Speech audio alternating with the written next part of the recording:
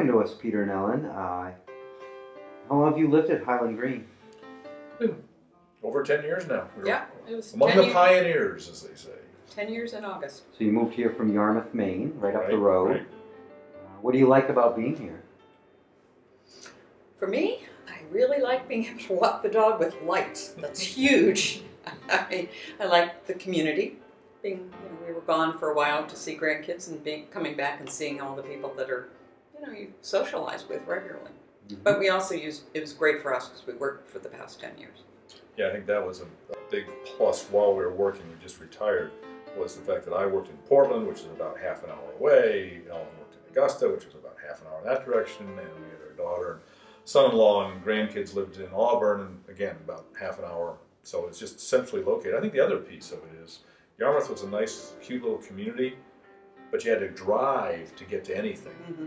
Whereas here, even though you're in this kind of nice, really is nice community, you go out the end of the road and you can access stuff in Topsom at the mall and Best Buy and Target and shops and nice restaurants in Brunswick. You're up the coast to Bath and Camden in no time at all. So it's just a great location for that. And definitely one of the big ones is Bowdoin College. I mean, I know a lot of people like that. I grew up where my parents did do a lot with senior college, would take courses. My father got a PhD at age 65, so it's natural for us to want to take courses at Bowdoin now, retired, or even the Mid-Coast Senior College. Intellectually, it's a great community.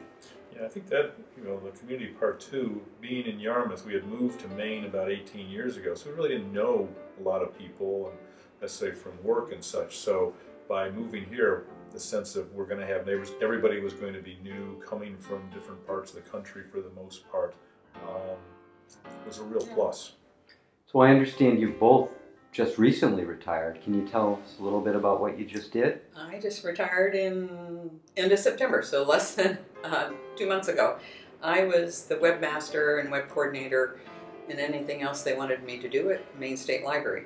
So you could zip right up the road to Augusta to get to work, and Peter, you went in the other direction, yeah, straight down to Portland. Down to Portland, although I was on the road a lot. Actually, the reason we moved here 18 years ago, I was running a HMO for Blue Cross in Rochester, New York, and came across this opportunity. It was a good chance to move. We both wanted to be in New England. I actually have family in New Hampshire that live there now. So we moved up here. I was the executive director of what they call a physician hospital organization. I did that for 18 years.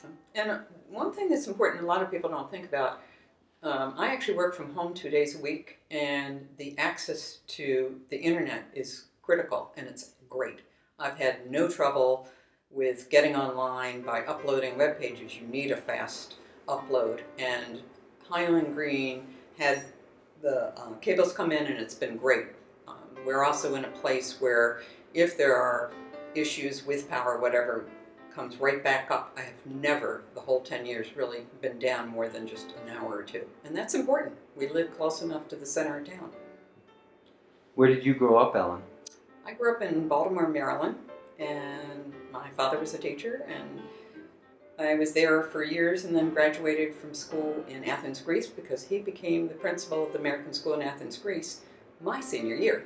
I was not happy, but it was a good experience. But I'm still connected to the people that I went to school with for high school, so that's nice. And then I went University of Rochester and stayed there for the next 30 years till we moved here. And where did you grow up, Peter? I grew up in Cleveland, Ohio, but a lot of connection to this part of the country. I spent all my summers in New Hampshire, about 10 years, at a camp over in Wolfboro. I went to Middlebury College in Vermont, and I've always enjoyed being in New England. Got my master's at Cornell University, so very much a New England Northeast orientation. How did you two meet? Ha! On a chairlift at a ski area. And I was a widow. My husband had died at 43. And you have to hold up a ski pole to say single. It was only a double chair, which they got rid of. They eventually had triple, but it was a double. And I was in the single line. This guy got on who had a beard. So I, of course, thought he was ancient and that he was a lot older. The hair was a little white also at that time. This is not a new event. So we talked, enjoyed it, And I said goodbye, because I was skiing with my daughters. And then I got down the bottom and we ended up riding up again and started talking. So what do you folks do for fun and in your spare time? Well, now that we have more spare time, we got to work on that. But since we've lived here, well, even before we moved to Maine and such, we scuba dive. We usually get in a trip or two each year. We've done that for 20 years, and we did our 500th dive last Thanksgiving, on Thanksgiving Day. Yep, and we've dived in. We don't dive in Maine. A little too dark, a little too cold. Yeah, but cold. we've dived in the Caribbean, the Central Pacific Islands, Australia, the Maldives Islands. A lot of Fiji, beautiful places, interesting places. I'm sort of a World War II buff, and we actually had a chance to dive Truck Lagoon, which is the site of a huge raid on Japanese ships that were there, and dove on the wrecks. So a lot of fun doing that. So I was going to say, around here we like to, obviously walk our golden retriever. We do a lot of walking, hiking, biking. We love going to Acadia National Park because you can bike with no cars on the carriage trails. To me, that's to die for. I swim, or I used to swim. When I'm going to go back to it because now I'll have time. Growing up, I did a lot Exercise. of hiking in the White Mountains, New Hampshire. So a friend of mine and I always get at least one good trip in the White Mountains, so we enjoy the easy access. I think one of the things we like too is just doing day trips. Years ago, Ellen was working on a website for the library and wanted to get pictures of the library. So we took one Saturday, 4 different trips, one Western Maine, Northern Maine, coastal, and down east, and took pictures of libraries. So we both Great time. like photography, and we do that. I like going to book club here. It's great. You can either go or not go, choose to read the book or not read the book. So there are a lot of activities here at Highland Green that we're really getting involved in. Yeah, we're going to get more involved in now. But I think one of the things that we found, to Ellen's point, is I was met with a guy, one of the friends I have here in the Phase 1, and we both enjoy single malt whiskey from Scotland. And so we're actually putting together a single malt whiskey tasting at the pub some night this winter. Working with the staff down there to do that, and then the word gets around. All of a sudden, someone will come up to me and say, "I understand you like single malts," and so you begin to just connect on things around here. So I think that's one of the big reasons we moved in was the community, and again now with more time and activities during the day, there's a group of the men get together for lunch once a month with the Romeos, retired old men eating out. So they get together at local restaurants, and there's a women's group as well. So there's an opportunity, and then you meet other people. So I think that's one of the things we're looking forward to. And I think other than that, those activities, we both enjoy reading, and as Ellen said, there's a book club, opportunity to find people with similar interests in reading. And you moved to Highland Green 10 years before you retired. Why was that important to you? I think in terms of specifics, being new in Yarmouth, we only lived in Yarmouth about 8 years because we moved here. So we didn't have a lot of contacts with the people there, other than work contacts and neighbors. So we knew that having a sense of community was going to be important as we got older.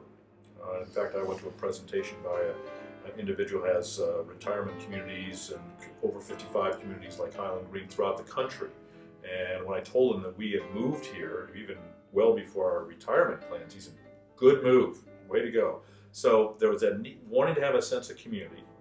And the other thing was, we knew as we got older, we weren't going to be wanting to climb stairs to a second floor bedroom. And the ability to build a house the way we wanted to, with a lot of help and some basic plans, not sort of where do we start, was a big plus to us. So we've taken that off the list. We haven't suddenly at age whatever say, "Oh, we just can't do stairs anymore. We got to find a one-story house where the bedrooms on the first floor."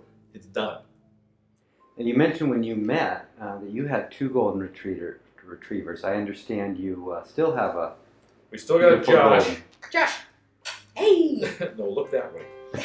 Yeah, Josh, we moved in. When we moved in here, we had a couple golden retrievers, and they passed away. And we got Josh, and the day we picked him up, we got him over in New Hampshire, and everybody knew we were bringing Josh home, so it was a Friday. We stopped by the community center just to say hello to a few people. When we came up here, there were at least half the street was waiting for us, the residents waiting for us to meet Josh.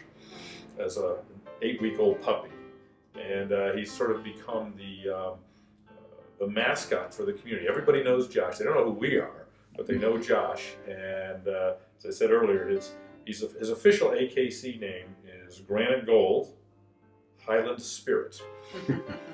Oh, there you go. Very close. There goes Although drop not down, that's necessarily enough. always spirited at the moment. It's nap time.